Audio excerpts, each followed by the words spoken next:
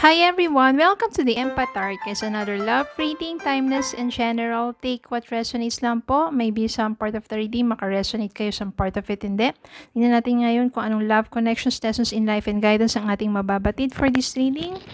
Mga aral at gabay sa buhay pag-ibig, anong nais iparating sa inyo na ating spirit guide, ating angel. Yan, tignan po natin ngayon sa reading na ito. Kung meron po kayong mga gustong mga topic, i-comment nyo lang po para sa mga susunod nating readings, maaring doon ako kumuha. Spirit, guys, send me messages.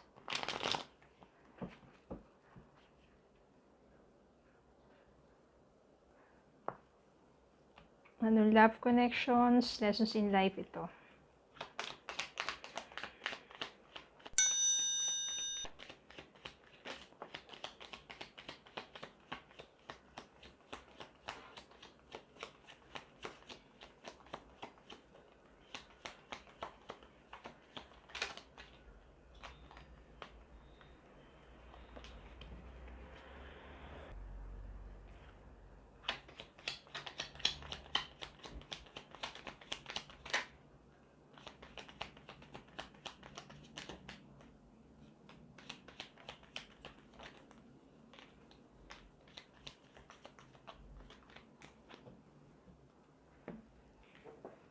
Parang magaganda ang mga energies na mga lumabas.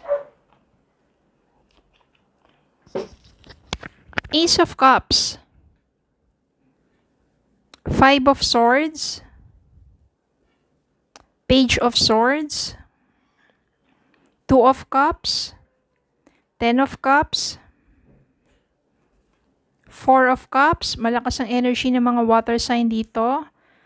Cancer, Scorpio, Pisces. Queen of Swords at mga air sign. 2 of Swords.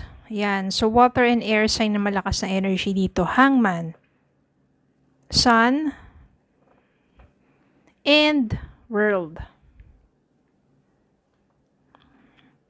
5 of Swords. Ito yung yung energy na masyadong maraming complications. Oh, you are thinking about too much complicated situation. Maaring maraming kaguluhan sa inyong pagsasama ng person mo. You are trying, maraming conflict dito.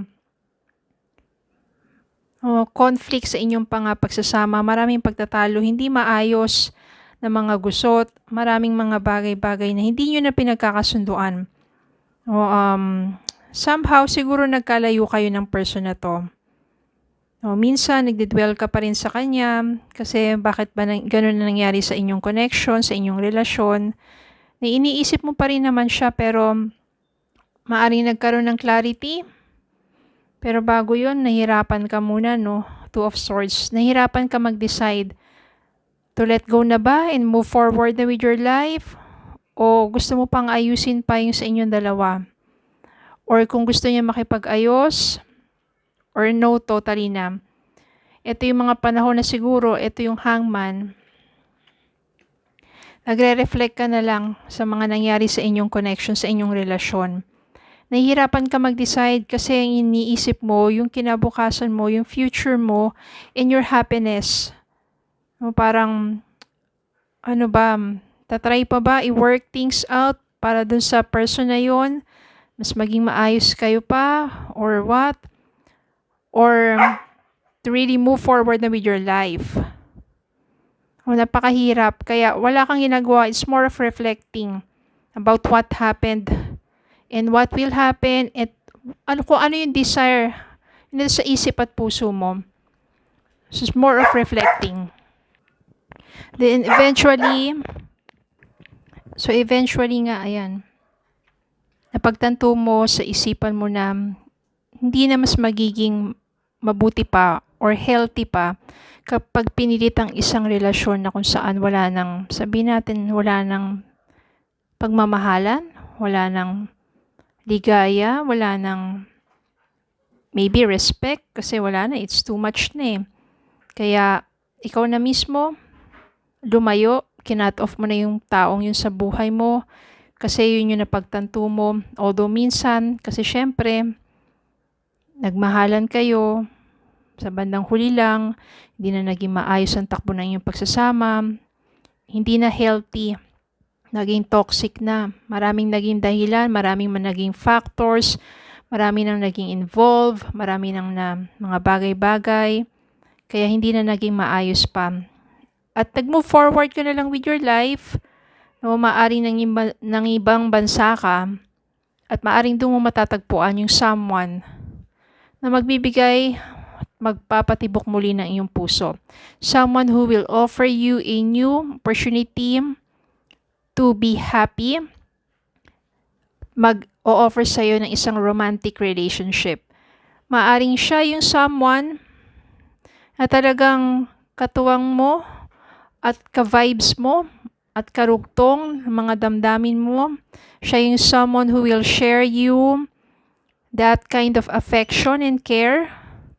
At maaring siya yung someone na makakatuluyan mo with full of love, abundance of love, full of joy, happiness, na kahit anong mga pagsubok ang inyong pinagdaanan, inyong malalagpasan, basta nandun lang yung pagmamahalang at tiwala sa isa't isa, at very bright ang inyong future together, very optimistic. So parang sinasabi lang naman dito na if meron kang failed relationship, hindi naman ibig sabihin yun na puro ganun na lang. Because maybe, yung relationship mo before, marami kang mga bagay na kailangan matutunan, and it will give you more stronger in life. At saka maybe talaga, yung taong yon dumaan sa buhay mo to teach you something and for you to discover your purpose in life. Maaring makikilala mo talaga siya sa isang malayong lugar. And it will be the fulfillment of your heart's desire. No, maaring taga-ibang bansa ito, ibang lahi ito. Maari kayong magkakilala long distance, LDR, or maari naman sa pagpunta mo sa ibang lugar, doon kayo magkakakilala.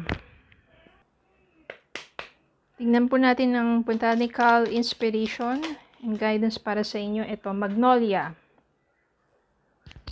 Magnolia, nobility and self-esteem. There is nothing noble in being superior to your fellow men. True nobility lies in being superior to your former self, by Ernest Hemingway.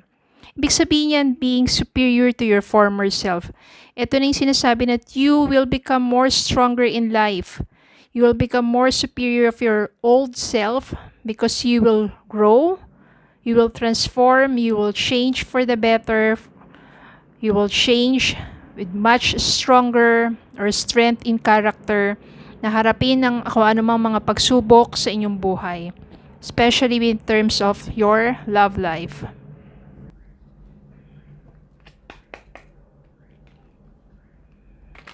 Romance Angel, any guidance? Messages?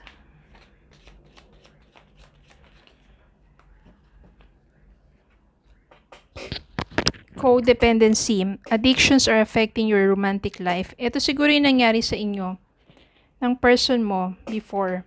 Codependency. Ito, kaya meron kayong palaging conflict. 5 of Swords. Kaya napaka-complicated at hindi na healthy na inyong relationship because of codependency.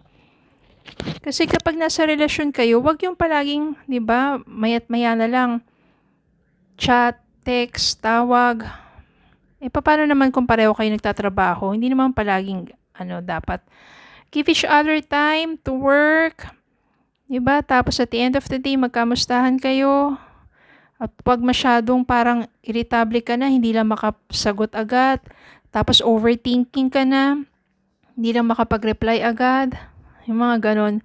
At saka masyado na yung codependent nga, diba? At palagi na nakabuntot sa isa't isa, wala nang tiwala at kung ano-ano pa. Yun yung nakakasira sa isang relasyon.